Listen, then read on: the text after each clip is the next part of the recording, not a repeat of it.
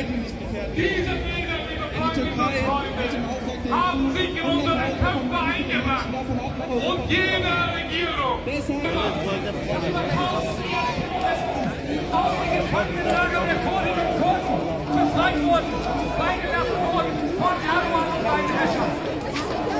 Jetzt sieht man schon, dass die direkt in der Türkei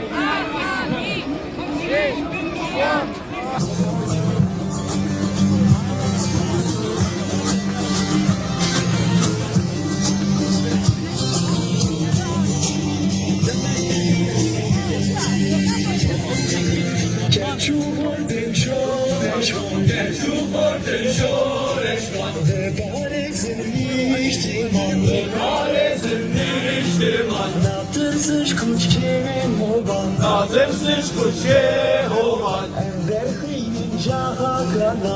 derkhinin jaha kalan Biji rojava Biji rojava Şuboyte canime feda Şuboyte canime feda Erişin dicme